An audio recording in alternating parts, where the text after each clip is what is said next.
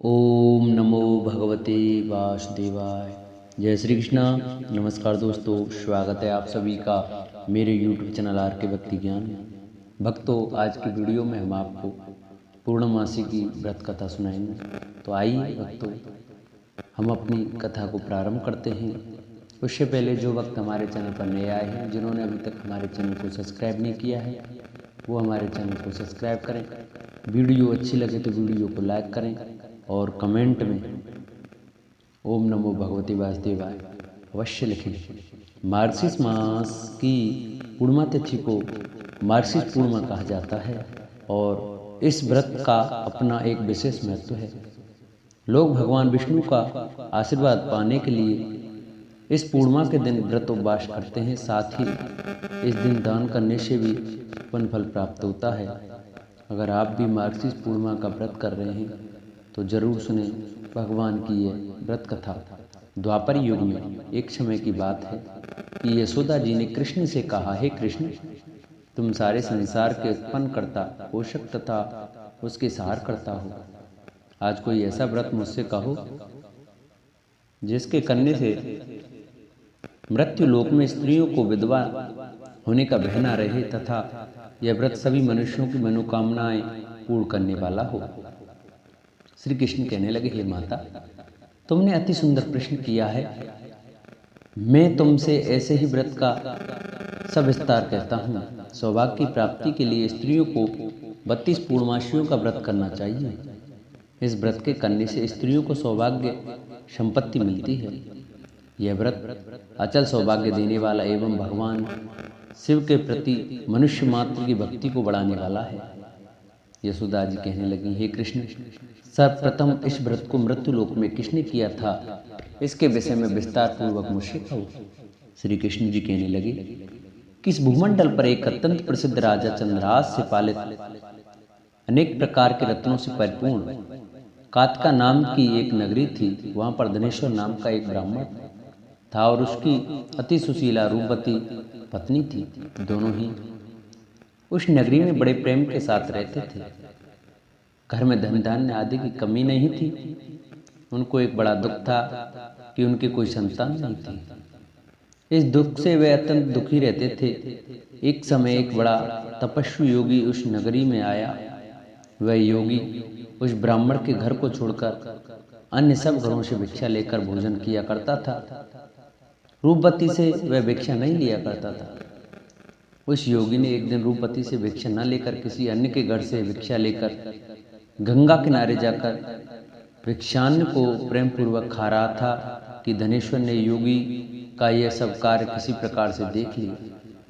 अपनी भिक्षा के अनादर से दुखी होकर धनेश्वर योगी से बोला, महात्मन, आप सब घरों से भिक्षा लेते हैं परंतु मेरे घर की भिक्षा कभी नहीं लेते। इसका क्या कारण है?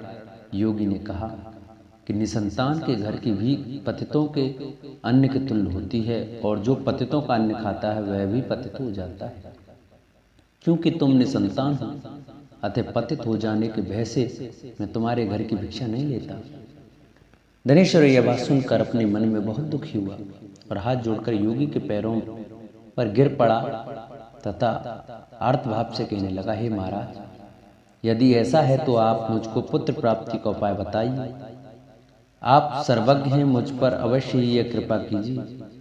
धन की कमी मेरे घर में कोई नहीं है परंतु मैं पुत्र न होने के कारण अत्यंत दुखी हूँ। आप मेरे इस दुख का हरण करें, आप सामर्थ्यवान हैं। यह सुनकर योगी कहने लगे, हे ब्राह्मण, तुम चंडी की आराधना करो। घर आकर उसने अपने स्त्री से यह सब वृतांत कहा और स्वयं तप के निमित्त वन में चला गया।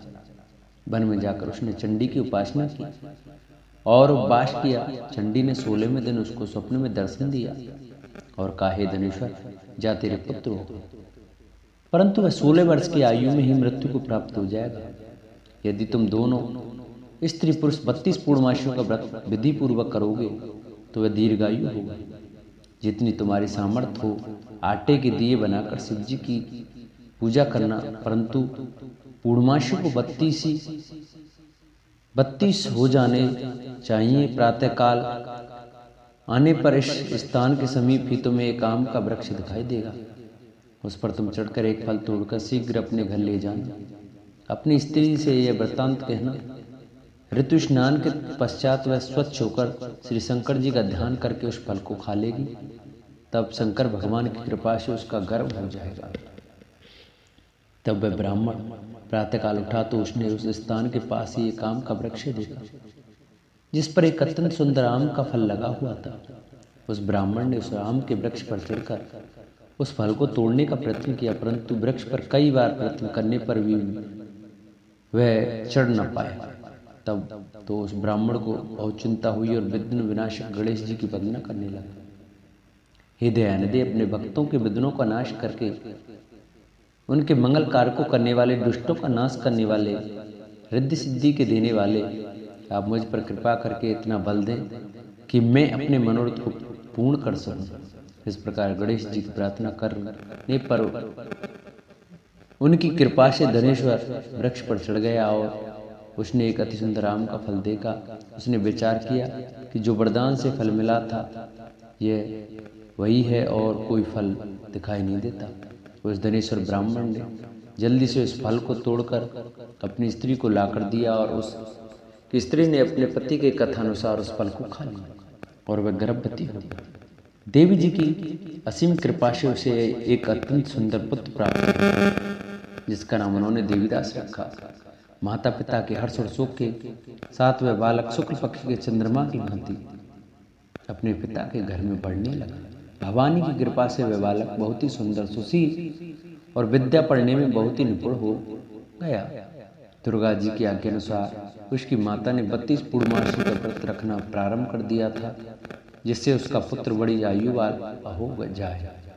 16 वर्ष लगते ही देवीदास के माता पिता को बड़ी चिंता हो गई कि कहीं उनके पुत्र की इस वर्ष मृत्यु न हो जाए। इसलिए उन्होंने अपने मन में विचार किया कि यह दुर्घटना उनके सामने हो गई तो वे कैसे सहन कर सकेंगे। अस्तु उन्होंने देवीदास के मामा को बुलाया और कहा कि हमारी इच्छा है कि देवीदास 1 वर्ष तक काशी में जाकर विद्याध्ययन करे और उसको अकेला भी नहीं छोड़ना चाहिए, इसलिए साथ में तुम चले जाओ और 1 वर्ष के पश्चात इसको वापस लौटा लाना। सब प्रबंध करके उसके माता पिता ने काशी जाने के लिए देवीदास को एक घोड़े पर बैठाकर उसके मामा को उसके साथ कर दिया। किंतु यह बात उसके मामा या किसी और को नहीं कही। धनेश्वर ने सपत्नी अपने पुत्र की मंगल कामना तथा दीर्घायु के लिए भगवती दुर्गा की आराधना की और पूर्णमासियों का व्रत करना आरंभ कर दिया। इस प्रकार बराबर 32 पूर्णमासी का व्रत पूरा किया। कुछ समय पश्चात एक दिन वह दोनों मामा और भांजा मार्ग में रात्रि बिताने के किसी ग्राम में ठहरे हुए थे। उस दिन उस गांव में एक ब्राह्मण की अत्यंत सुंदरी, सुशीला, विदुषी और गुणवंती कन्या का विवाह होने वाला था। जिस धर्मशाला के अंदर वर और उसकी बारात ठहरी हुई थी, उसी धर्मशाला में देवीदास और उसके मामा भी ठहरे हुए थे। संयोगवश कन्या को तेल आदि चढ़ाकर मंडप आदि का कृत किया गया तो लगन के समय वर को धनुर्वात हो गया। अस्तु वर के पिता ने अपने कुटुंबियों से परामर्श करके निश्चय किया कि यह देवीदास मेरे पुत्र जैसा ही सुंदर है, मैं इसके साथ ही लगन करा दूं और बाद में विवाह के अन्यकार मेरे लड़के के साथ हो जाएंगे। ऐसा सोचकर देवीदास के मामा से जाकर बोला कि तुम थोड़ी देर के लिए अपने भांजे को हमें दे दो, जिससे विवाह के लगन का सब कृत्य सुचारू रूप से हो सके। उसका मामा कहने लगा कि जो कुछ भी मधुपर्क आदि कन्या दान के समय वर को मिले वह सब हमें दे दिया जाए तो मेरा भांजा इस बारात का दूल्हा बन जाएगा। यह बात वर के पिता ने स्वीकार कर लेने पर उसने अपना भांजा वर बनने को भेज दिया और उसके साथ सब विवाह कार्य रात्रि में विधिपूर्वक संपन्न हो गया। पत्नी के साथ वह भोजन न कर सका और अपने मन में सोचने लगा कि न जाने यह किसकी स्त्री होगी।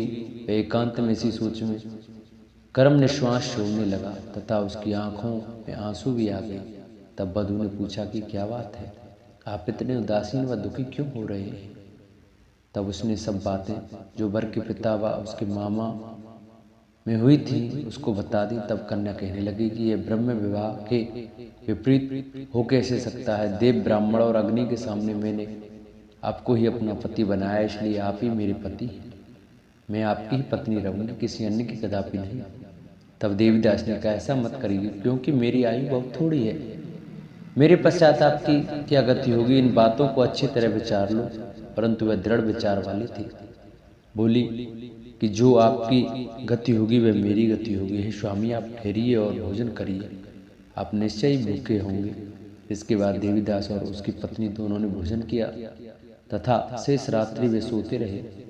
प्रातःकाल देवीदास ने अपनी पत्नी को 3 नगों से जड़ी हुई एक अंगूठी थी, एक रूमाल दिया और बोला, हे प्रिय, इसे लो और संकेत समझकर स्थिर चित्त हो जाओ। मेरा मरण और जीवन जानने के लिए एक पुष्प वाटिका बना लो, उसमें सुगंधी वाली एक नवमल्लिका लगा लो, उसको प्रतिदिन जल से सींचा करो और आनंद के साथ खेलो कूदो तथा उत्सव मनाओ। जिस समय और जिस दिन मेरा प्राणांत होगा ये फूल सूख जाएंगे, और जब ये फिर हरे हो जाएं तो जान लेना कि मैं जीवित हूँ।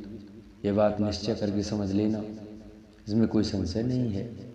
यह समझाकर वह चला गया। प्रातःकाल होते ही वहां पर गाजे बाजे बजने लगे, और जिस समय विवाह के कार्य समाप्त करने के लिए वर तथा सब बराती मंडप में आए तो कन्या ने वर को भली प्रकार से देखकर अपने पिता से कहा कि यह मेरा पति नहीं है, मेरा पति वही है जिसके साथ रात्रि मेरा पाणी ग्रहण हुआ था, इसके साथ मेरा विवाह नहीं हुआ है। यदि यह वही है तो बताइए कि मैंने इसको क्या दिया। मधुपर्क और कन्यादान के समय जो मैंने भूषण आदि दिए थे उन्हें दिखाए तथा रात में मैंने क्या गुप्त बातें कही थी वह सब सुनाए। पिता के ने उसके कथानुसार वर को बुलाया। कन्या की सब बातें सुनकर वह कहने लगा कि मैं कुछ नहीं जानता। इसके पश्चात लज्जित होकर वह अपना सब मुंह लेकर चला गया और सारी बारात भी अपमानित होकर वहां से लौट गई।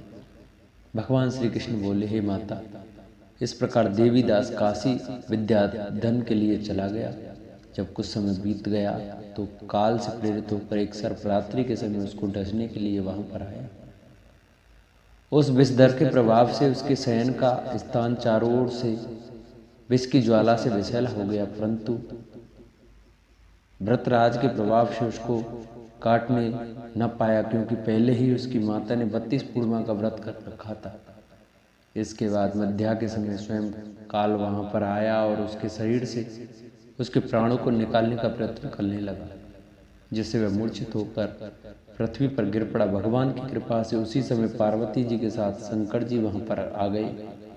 उसको मूर्छित दशा में देखकर पार्वती जी ने भगवान शंकर से प्रार्थना की कि हे महाराज, इस बालक की माता ने पहले 32 पूर्णिमा का व्रत किया है, जिसके प्रभाव से हे भगवान आप इसको प्राण दान दें।